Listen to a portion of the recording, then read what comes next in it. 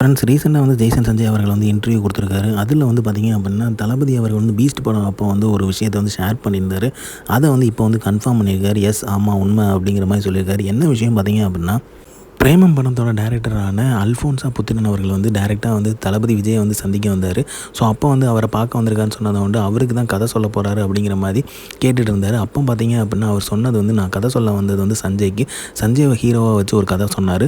So அதனால் வந்து அதை பற்றி வந்து நான் யோசிக்கவே இல்லை. ஆனால் வந்து பார்த்திங்க அப்படின்னா அவர் சஞ்சய்க்கு சொல்லியிருந்தார். ஸோ வந்து அதை தான் வந்து பீஸ்ட் பட இன்டர்வியூவில் வந்து ஷேர் பண்ணியிருந்தார். பட் ஆனால் வந்து இந்த விஷயத்தை வந்து நான் சஞ்சய்கிட்ட ஷேர் பண்ணேன். அப்போ வந்து பார்த்திங்க அப்படின்னா எனக்கு இன்ட்ரெஸ்ட் இல்லை அப்படிங்கிற மாதிரி சொல்லிட்டாரு அப்படிங்கிறதையும் சொல்லியிருப்பார்.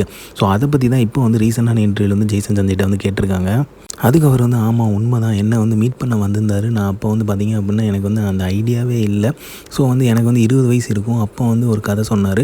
என்னோடய ஃபோட்டோ எங்கேயோ பார்த்துட்டு அவரும் வந்து அவரோட டீமும் வந்து என்னை வந்து ரீச் பண்ணாங்க. பட் அந்த டைமில் பார்த்திங்க அப்படின்னா சினிமா கேரியராக எடுக்கிற பிளான்லேயே நான் இல்லை, என்ன பண்ணலாம் அப்படின்னு சொல்லிட்டு யோசிச்சுட்டு தான் இருந்தேனே தவிர அந்த டைமில் வந்து எனக்கு இந்த ஐடியாவே இல்லாமல் இருந்ததுனால வந்து ஸோ அதனால் வந்து அந்த டைமில் வந்து நான் வந்து ரெடியாக இல்லாத காரணத்தினால வந்து ஆப்பர்ச்சுனிட்டியை எடுக்க நான் வந்து ரெடியாக இல்லை. ஸோ இந்த மாதிரி ஒரு ஆப்பர்ச்சுனிட்டி, அதுவும் அல்ஃபோன்ஸ் புத்திரன் அவர் வந்து ஒரு பிரபலமான இயக்குனர் கூட. ஸோ வந்து கண்டிப்பாக வந்து நான் பார்த்திங்க அப்படின்னா கன்ஃபார்மாக வந்து ப்ரிப்பேர்டாக இருக்கணும். ஸோ ப்ரிப்பேர்டாக இல்லாமல் வந்து அந்த ஆப்பர்ச்சுனிட்டியை எடுத்திருந்தால் அது சரியாக வந்திருக்காது. ஸோ மிகுந்த மரியாதையோடு வந்து என்னை விட பெட்டரான ஒரு ஆளை உங்களுக்கு வந்து கிடைப்பாங்க அப்படிங்கிற மாதிரி சொல்லி அவரோட இந்த ஆப்பர்ச்சுனிட்டியை வந்து நான் வந்து ஏற்க மறுக்க காரணம் வந்து அதுதான். ஏன்னா வந்து நான் கம்ப்ளீட்டாக வந்து ப்ரிப்பேர்டாக இல்லை. அதனால தான் வந்து இன்னொருத்தர் வந்து கண்டிப்பாக கிடைப்பார் அப்படிங்கிற மாதிரியும் சொல்லியிருக்கேன். அவர் வந்து அவரோட படத்துக்கு வந்து என்ன வந்து ஹீரோவாக நினச்சதே வந்து எனக்கு வந்து ரொம்ப பெருமையாக இருக்குது. அதுவும் பார்த்திங்க அப்படின்னா நினச்சி செரிஷ் பண்ணுற மாதிரியான ஒரு ஸ்பெஷல் மெமரியாக இருக்கும் அப்படிங்கிற மாதிரி என்னால் வந்து அதை சொல்ல முடியும். ஏன்னா அந்த அளவுக்கு வந்து ஒரு பெரிய டைரக்டர் வந்து என்னை அப்ரோச் பண்ணது வந்து சூப்பராக இருந்துச்சு. ஸோ அந்த டைமில் வந்து தளபதி வந்து கதையை சொல்லும் போதே வந்து வருத்தமாக இருந்துச்சு.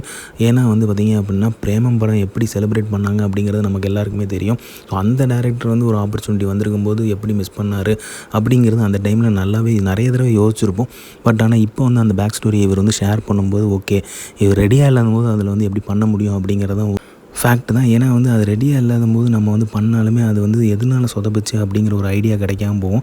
ஸோ அதனால தான் இந்த முடிவு எடுத்திருப்பார். இதை வந்து தளபதி ஷேர் பண்ணும்போது எனக்கு அப்போ தோணுது, ஏன் வந்து பிரேம் டைரக்டர் வந்து தளபதியே சூஸ் பண்ணியிருக்கக்கூடாது அப்படிங்கிற மாதிரி. பட் மேபி கதை காலத்துக்குனால அவரை வந்து சூஸ் பண்ணாமல் விட்டுருக்கலாம் அப்படிங்கிற மாதிரி நினைக்கிறேன். ஸோ இந்த மாதிரி சிஎம் தளபதி விஜயை தெரிஞ்சுக்க லைக் பண்ணுங்கள், ஷேர் பண்ணுங்கள், ஃபிலிமா சேனலை சப்ஸ்கிரைப் பண்ணுங்கள். தேங்க்யூ.